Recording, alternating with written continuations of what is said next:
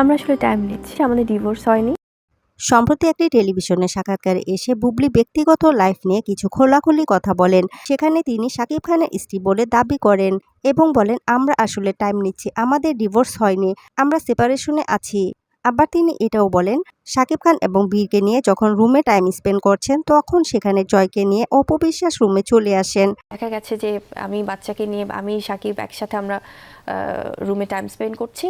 তো সেখানে হয়তো মানে উনিও এসেছে আব্রামকে নিয়ে। তো এরকম তো হয়েছে আসলে। এটি প্রকাশের পর থেকে সোশ্যাল মিডিয়ায় আলোচনা সমালোচনা ঝড় উঠেছে। আর অনেকে বলছে বুবলির এসব কথায় বিরক্ত হয়েছেন শাকিব খান এবং অপু বিশ্বাস। এবার বাংলাদেশ প্রতিদিনের কাছে এই বিষয়টা নিয়ে মুখ খুলেছেন অপু বিশ্বাস। অপু বিশ্বাস এটাও বলেন, আসলে এসব বিষয় নিয়ে ব্যাখ্যা দেওয়ার মতো রুচি আমার নেই, কারণ প্রত্যেক মানুষের একটা ব্যক্তিত্ব থাকে। শ্রীজাতের মা উনি যেটা বলেছেন যে আমি শ্রীজাত এবং শাকিব খান আমরা উম, একটা প্রাইভেট টাইম বা কিছু একটা টাইম কাটাচ্ছিলাম, সেই সময় হচ্ছে উনি এসেছেন। আসলে এই কথাটার ব্যাখ্যা দেওয়ার রুচি আমার নেই, কারণ প্রত্যেকটা মানুষেরই না একটা ব্যক্তি জীবন থাকে, একটা ব্যক্তিত্ব থাকে। ওই দিনটা হচ্ছে প্রথম রোজার দিন, একদম ফার্স্ট রোজা। তো ফার্স্ট রোজার দিন আমাকে আগেই বলেছিল আমার শাশুড়ি এবং আমার ননদ। আমি বেশ কিছু সময় ওরা দেখেছিল যে আস্ত খাসির একটা ডালা পাওয়া যায়, যেটা আমার বেশ কিছু ফেসবুক বা কোনো একটা জায়গায় প্রমোশনালি আমার ননদ আমার শাশুড়ি দেখেছে। তো সেই সুবাদে বিগত 7-8 দিন থেকেই আমাদের আলোচনা হচ্ছিল যে প্রথম রোজার দিন কিন্তু তুমি আমাদেরকে আস্ত খাসির ডালাটা খাওয়াবে, ওকে?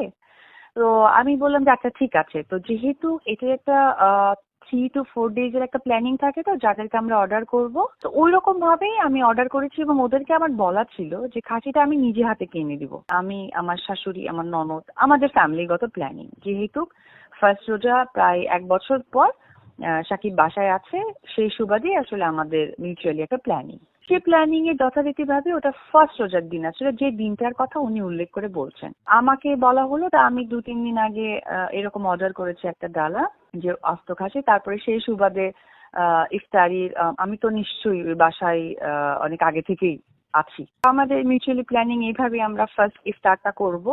তো বলেছে আচ্ছা ঠিক আছে। সে স্বাভাবিকভাবেই আমি অর্ডার করেছি 3 দিন আগে, যেটা প্রথম রোজার দিন আমরা ওটা হাতে পেয়েছি। হাতে পেয়ে আমি আবার আস্ত খাসির ডালা ছিল। আর সে কিন্তু হচ্ছে গিয়ে ইফতারির সময় তার অফিসে গিয়েছে। তার বাসা এবং অফিসে কিন্তু আলাদা, কেউ কখনো এক মনে করবেন না। তো ইফতারির পর পর তো আমরা মানে ইফতারি করা হয়েছে, সে হাসতে হাসতে বাচ্চা নাস্তা খাসি বসায় দিয়েছে। আমার ননদ উনি আবার হাসাহাসি করতেছিল, লাইক এইরকম একটা এনভায়রনমেন্ট গেছে। তো 7টা থেকে 7:30টার সময় সে একটা কিছু খাবে বা কিছু একটা নেবে মনে হয়, তো আমাকে বললো তুমি বাসা থেকে আনো।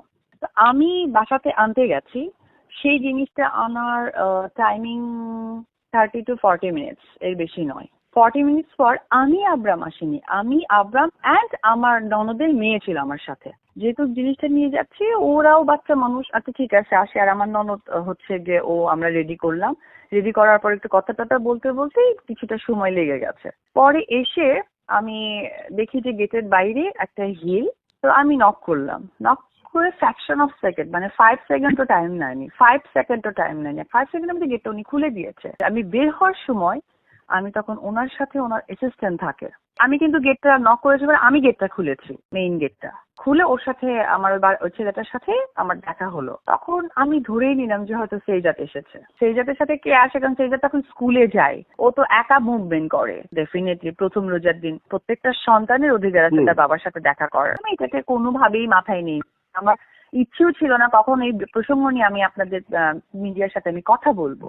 ও যখন আমাকে দেখলো, তো আমি উপরে গেলাম। উপরে গিয়ে আমি আবার হচ্ছে যে আমার শাশুড়িকেও বললাম যে আমার মনে হয় সেইজাত আসছে, তো আমি কি ওর জন্য কিছু নিবো? তা আম্মা বললো কি খায় আমরা তো আর জানি না, তো ও যেটাকে ওইটাই নিয়ে যাও, চাইলে না হয় পাঠাবো। Okay fine. তো ওটা নিয়ে আমরা কথা টথা বলে আলটিমেটলি যখন রেডি হয়েছে, তখন তো আমি নিচে নিশ্চয়ই নামবো, যেহেতু একটা জিনিস সে খেয়ে চাবে, চাইছে, খাবে, এটা বলেছে। তো আমি যখন নেমেছি তখন ওই যে গেটের বাইরে আমি দেখে, আমি নক করার সাথে সাথে খুলেছে। বাচ্চা খেলছিল বাচ্চার রুমে, টিভিতে ওয়েলস অন দ্য বাস দেখছিল। আর সে একটা চেয়ার দেওয়া ওখানে রুমের মধ্যে দেখলাম, চেয়ার নিয়ে মানে।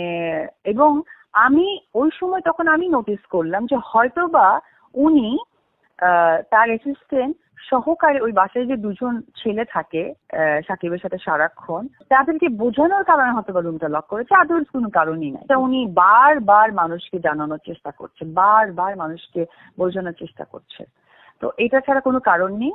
আর উনি যেটা বলেছেন আমি আবরাম না, আমার সাথে আমার ননদের মেয়েটাও ছিল নামিরা, ঠিক আছে? কারণ আমি তো বাসাতেই ছিলাম, আমি হঠাৎ করে ওনার জন্য আসি নাই তো। উনি যেটা মানুষের কাছে প্রুফ করতে চান, ভেরি অড। হ্যাঁ, আর সব থেকে ইম্পর্টেন্ট ব্যাপার হচ্ছে উনি নিজে ছোট হচ্ছেন নাকি কাউকে ছোট করার চেষ্টা করছেন আমি জানি না। আমি খালি এটুকুই বলবো ওনার উদ্দেশ্যে, যদি ওনাকে নিয়ে, ওনার নামটা ধরায়, ওনাকে নিয়ে কথা বলার বিন্দু মাত্র রুচিতে আমার আসে না, এখন আরো আসছে না।